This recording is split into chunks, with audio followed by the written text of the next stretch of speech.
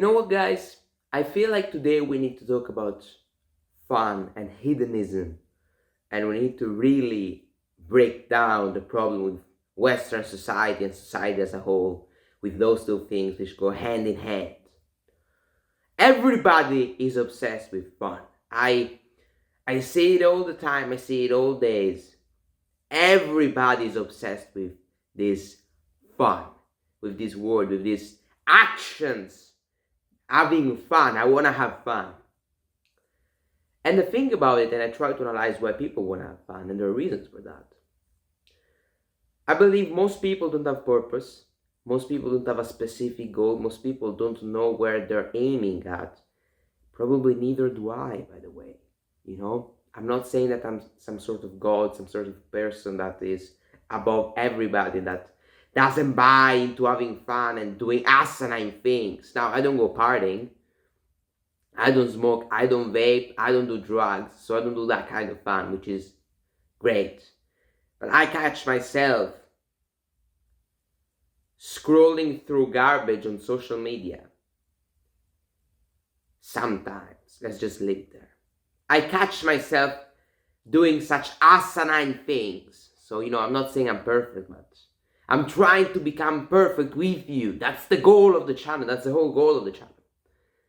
But we really need to talk about fun.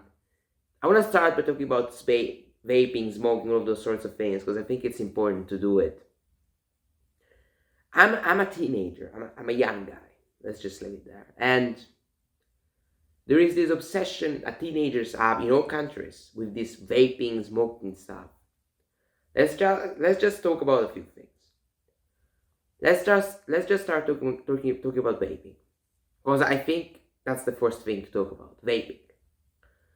If somebody smokes, if a teen smokes, they know they're doing something stupid and they know they're doing something bad. But what genuinely frightens me is the fact that there is a contingency of teenagers who believe that when they vape, they're not causing harm to themselves. And that's genuinely concerning. So let's do a quick analysis as professionals here, because we are professionals. Let's never forget we're professionals. Let's do a quick analysis here. So I asked, let's imagine this. I asked somebody, why do you vape, sir? And he was like, well, I vape because I want to relax. I want to relax, and I'm not consuming nicotine, so it's not bad. Well, okay. What's the flavor of this vape? The flavor of this vape is blue apple, which isn't even real, but let's just invent it. It's blue apple. Is it blue apple? Is there blue apple, or is it something invented? There is actually no blue apple physically, but it tastes like blue apple, whatever the hell it is. And then I'm like, so what's in there? I don't know. Like, this is the normal conversation with somebody who vapes. And with a teenager who vapes. I'm talking about teenagers who vape. Like, you don't know, you don't even think it is bad. That's concerning, isn't it? So in the stupid flavor, there are tons of chemicals which make the liquid taste exactly like what is told. So if it is blue apple, it tastes exactly like blue apple food, because there are chemicals there which have been imported, which have come to America or to Europe from China, tens of thousands of miles. Those vapes, those stupid liquids have flown tens of thousands of miles to come to your home, and they've been sold for 20 cents. And you think they don't cause harm to you. That's concerning. That's a problem. So vaping is a big issue, and vaping is a pet peeve of mine. If I see a teenager smoking, I'm like, okay, this person is being an idiot. But, at least they know they're doing something stupid. But whenever, and also, I think that smoking, I don't know whether health-wise it is better than vaping, but I just feel like vaping is the worst of all. Vaping is the worst of all, because teenagers who vape, most of them, vape with the premise that they're doing something to look cool, but they're not causing harm to themselves, which is obviously bullshit, because they're causing a lot of harm to themselves by vaping, which is a big issue. I say it all the time. I see all the time people vaping. Teenagers vaping. Wake up to reality. Why are you vaping? Why are you vaping? It's so stupid to vape, and I have a pet peeve for vaping, guys. Vaping is the thing I hate the most, no doubt about it. Vaping is a big, big issue. But as I was saying, and as I was showing it to you, the average conversation with a person who vapes, with a teenager who vapes, is the one that I showed you. Basically, they don't even know they're causing harm to themselves. They don't even know what they're doing. Oh, but it's cool. I feel like I'm cool. No, you're not cool. You're an idiot. You're a moron. You're not cool. You're not cool if you vape, bro. You're not cool. Wake up. Use your energy. Unleash energy for something of value. Unleash energy in order to obtain things which are real. You need to do things that are real, not things that are fake, like vaping and that are asinine. You need to do things which are real, which you can feel, that you can sense, that you can touch physically, that you can feel in your heart. You can feel that your heart is burning to some degree because you want to do these things so much. The will is lost. It is lost. So vaping is a big issue. And vaping, and most people do this vaping stuff for fun. Smoking, same thing. Drugs, same things. They start with the premise of fun. And the problem is that if you start smoking or vaping at 16 years old or 14 years old or 15 years old, you won't stop. You won't, bro. I'm telling you. Most of the people I have spoken to whom have started vaping, smoking, or doing drugs have not stopped. And they started when they were 15 or when they were very young. So this whole idea, I will stop and just doing it for the fun. I'm just doing it because people do it. It's completely and utterly false. Most people who start vaping, smoking, doing those sorts of things at 15 years old never stop. And then they go, oh, I wish I hadn't started. So we need to educate the Gen Z and Gen Alpha, to not do those things, We need to do it. It's very important. Let's talk about another hedonistic habit, partying. I remember making a video, a very famous one, where I was basically roasting two friends of mine, especially one friend of mine. I asked in a group chat with two friends, which are watching this video probably, and I hope at least. And I remember this vividly, guys. I said, somebody wants to talk tonight, and they're like, and one guy doesn't even see the message. Okay, that's more based, that's G. But one guy said, I go partying tonight, and I was like, partying is fake and cringe. I used another word, but I want to avoid using the G word. Partying is fake and cringe. So let's talk about partying. Partying is a big issue. Why do you want to go partying? This obsession with fun and with hedonism. There is a quote which I think describes perfectly the problem of hedonism. And the quote says the following: the path to heaven feels like hell and looks like hell. The path to hell feels like heaven and looks like heaven. The people who, at 25-year-olds, are drug addicts, smoke, out of shape, who are not satisfied with their life, those people at 15, they were having the most fun they've ever had. I can guarantee you that. They were like, oh, it's so great. Oh, partying. Oh, I've got 2 or 3 girls. Oh, I'm smoking a cigarette. I'm at 12 years old, so I'm big. I'm strong. I'm like, I am cool, I would like to say. But in reality, they were just idiots and morons, as we have already talked about. And on the other hand, the people who are 25 or 30 or 40 or 50, whatever age, manage to do what they want to do in life.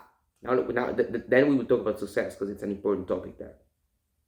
On the other hand, when they were 15, they were like, oh, it was tough, but in the end, it was worth it. That's how everything works. The universe is such a rewarding place, and God is such a perfect. God is not a person, but God is such a perfect entity that rewards the people who try their absolute hardest and the people who do the best things. This is a thing that I will always say And I always say, if you actually try your best, you cannot lose. And it's so true. It's impossible to lose, absolutely impossible to lose if you try your best. If you try your best every single day, all time, you cannot fail. I mean, I just think it's true, and I can talk about this from personal experience. I've never done anything extraordinary, but all the times that I have put a little bit more effort into things, I obtained those things. And it's like this for everybody. I don't believe in, no, I couldn't make it because it was impossible. I don't believe in it. I believe in I couldn't make it because I didn't try hard enough. I didn't work well enough. If I had, I would have gotten it. But since I didn't work hard, since I didn't work hard enough to obtain the things I wanted to obtain, I didn't get them. That's the kind of behavior I believe we should all have towards this premise and this whole thing. But success is another different topic. There are people who want to be popular, there are people who want to be rich, and those sorts of things. And that's their success. But on the other hand, we can have other people, like some friends of mine, who don't want to be popular and who want to do something else. They maybe want to have a more private life, and they don't necessarily care about having hundreds of millions of euros or hundreds of millions of dollars and hundreds of millions of pounds. What they do care about maybe is something to a certain extent smaller, but I'm not saying less worth it. If you're satisfied, if you're genuinely satisfied with your life, props to you. But I believe that if you're dissatisfied with your life and want to have more, you should aim for more. You should work harder in order to obtain what you're missing that you would want to have. That's my whole idea. But certainly success doesn't mean being a millionaire or a billionaire, or at least it doesn't necessarily mean being rich or being famous or being, I don't know, cool to some extent. Being successful means different things. I mean, I can't give a precise definition to the concept of being successful, but if I had to get close to giving a precise definition to such a phrase, I would say, if you're successful, you're satisfied with who you are and the things you've done and the things you're doing. That's more or less what I would say is a person that's successful. If you are a 55-year-old man and had 4 kids and have a great house, great family, united, married for 20 years, and you aren't necessarily rich or famous, but that's what you wanted, props to you. Great, you've been successful. On the other hand, if you're 55 and, yes, had kids and did great stuff, but you want more, then that's not being successful for you. I mean, you don't feel successful in that kind of scenario. So there are people who want certain things and there are people who want other things, and that's the beauty of life. I will never diminish lives of people whose dreams weren't being excessively rich or excessively famous. I will never say, oh, you have a failed life because you didn't make 10 million euros or because you didn't have 10 million pounds. No, I will never do that because that's wrong. First of all, another important thing to do is not to judge people from their appearance. And more importantly, we can look at somebody, and this is a mistake we all make, but we could look at somebody and say that that person is stupid because of some behavior they're doing. But we need to go further down the rabbit hole, guys, and analyze why those people are doing those things. Everybody has demons. That's a concept I've always really pushed in this channel. Everybody has demons. Everybody has pet peeves. Everybody has got problems. You don't know the problems that somebody else. You don't know the background of that person's life. That person could have gone through something heinous and is still struggling. So to judge somebody from their appearance is wrong. And it shouldn't be done in any way, shape, or form. And we're all guilty of this. Look, whenever I see, especially there is a big problem with hate in comment sections in social media. There is a big problem with hate. I see it all the time. And I see people posting videos and they make fine videos. They're like, oh, this is my opinion about this is my opinion about that. And people start insulting, in the comment section. Why is there so much hatred? What's going wrong in society? Why is this happening? Why is there so much violence? And I believe that the way legacy media approaches those kind of issues, which are the issues related to hate speech, those sorts of things, is completely wrong. And this isn't Mine isn't even a political idea. It's not left versus right. I believe the way legacy media approaches those kind of situations is completely wrong. We should go further down the rabbit hole and analyze why certain things are occurring rather than other things. We should analyze why certain behaviors are occurring more and more often. Why are people on social media, in comment sections, insulting people who make videos every single time, regardless of the video, without even saying what the video was about, without even learning something about the people who made the videos? Why is that happening? What social media does is, there's been a 57% increase of hate speech. And I'm like, okay, so what? Let's analyze why there's been this goddamn increase in hate speech. We need to analyze in a broader way. You can't just analyze the front page of a book. You need to analyze the whole book to understand why certain things are occurring. It doesn't make sense to just analyze and break down the reason why the consequences are occurring. You need to understand the causes. You need to understand what's the reason why such a thing is happening. And that's what social media gets, and that's what legacy media gets wrong. The MSN is completely wrong about those things. Far right, it's an interesting topic. They say, the far right has been surging. Why has the far right been surging? Let's analyze why. First of all, not every party that is deemed far right is far right. Let's just leave it there. And that's not a biased commentary. It's just the truth. This is not a biased comment. Like, not being a right wing and not being a communist doesn't mean being far right. Let's just leave it there. I am an interesting person because I don't consider myself right or left. I think I'm a centrist. I think I've got nuanced opinions which could and would put me in a centrist spectrum. But maybe I'm right-leaning. I don't know. Some people say I'm right-leaning. Maybe I am, but I'm not far right in any way, shape, or form. But I don't even care about being deemed as such. I couldn't care less. But the thing is, the far-right surge, I'll tell you why it is happening. And I'm sure that if I were famous, the left would attack me for saying those things. Go for it. I'm trying to help you, and I don't even like you. I don't even care about you, and I'm trying to help you. The reason why the far right, the so-called far right, because most of those parties aren't far right, they're just right. The reason why the far right is surging is because people are afraid of moderate. People are sorry, not afraid. People are tired of these moderates who have been disenfranchising Europe and America. The West is tired of moderates. It's the truth. The West needs political decisiveness. The West needs political decisiveness. We need people who have got the guts to be decisive, to do the right things, and to operate with decisiveness. We need decisiveness. That's what we need. We need to be decisive. There can't be hesitance. Is that a word? Hesitance? I think it is a word. We can't have hesitance. We can't,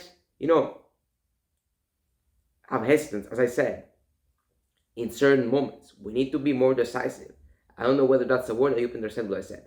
But we need to be decisive, we need to be, and that's what Europe needs. And the reason why the far right is surging is because first of all, the political spectrum has been going towards the left more and more often.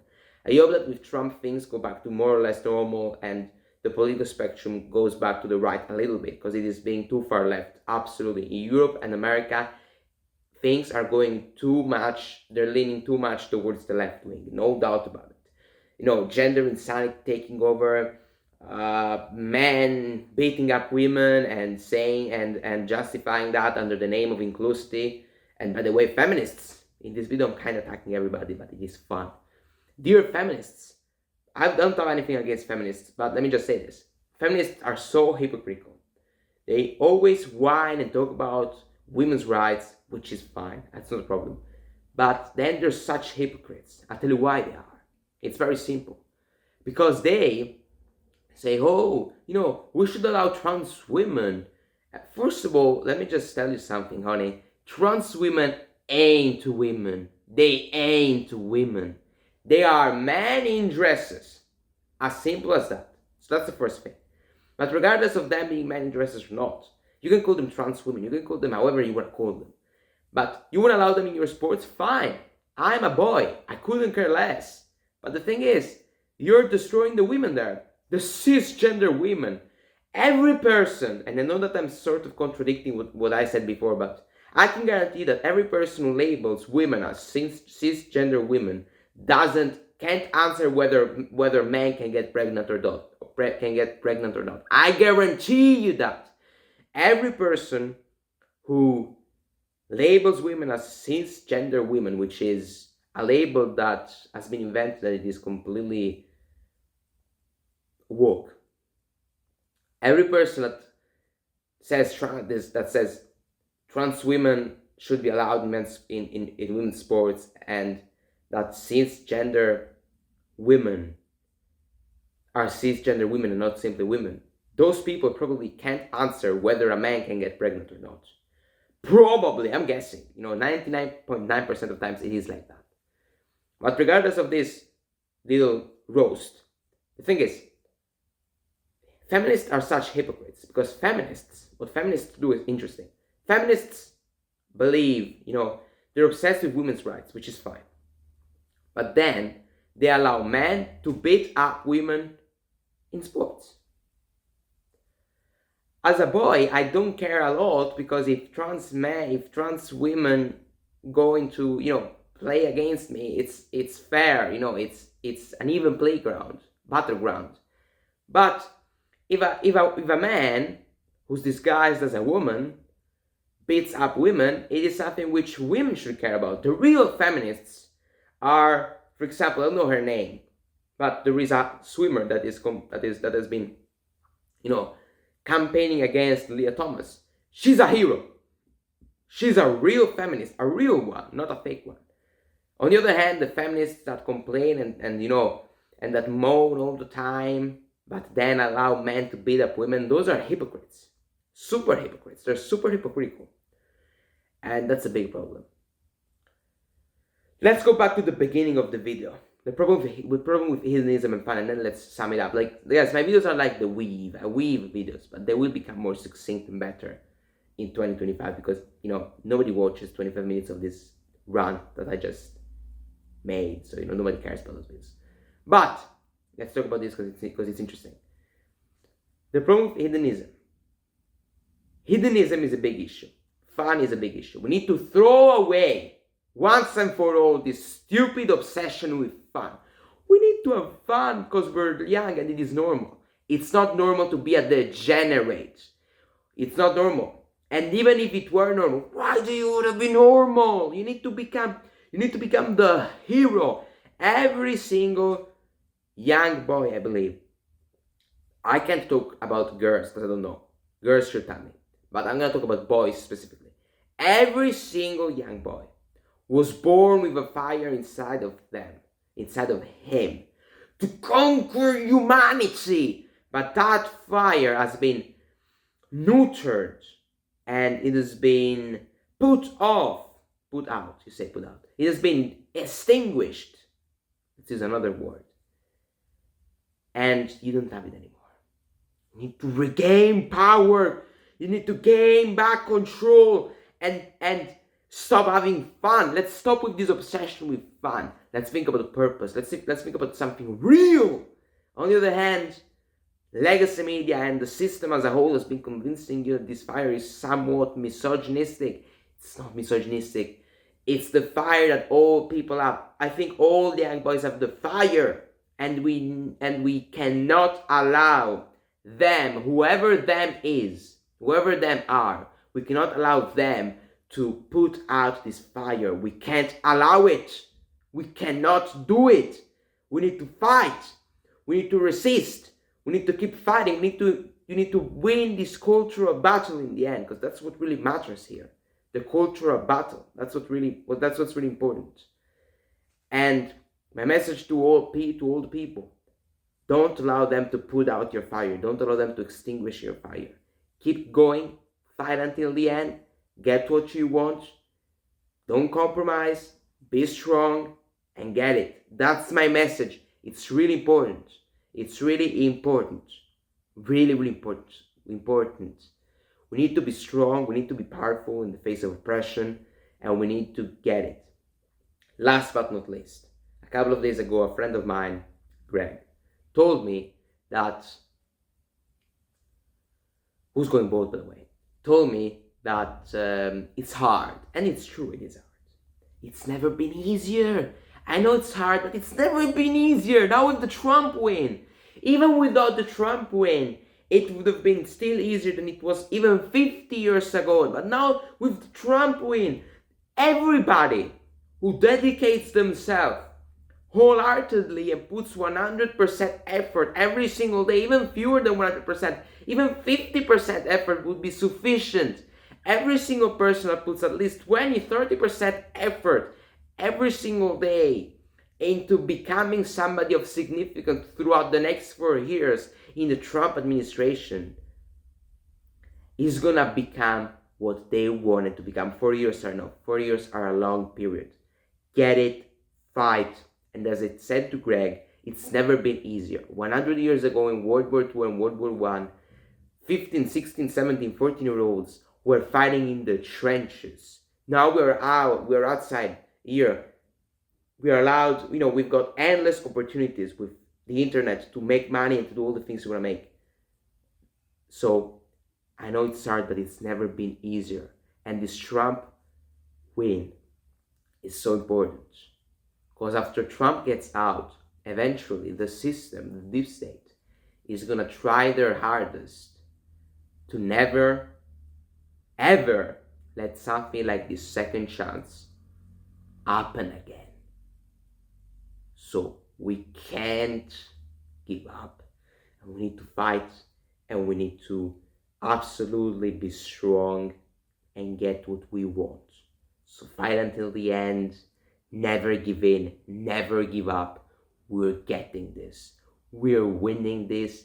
We will do it all together.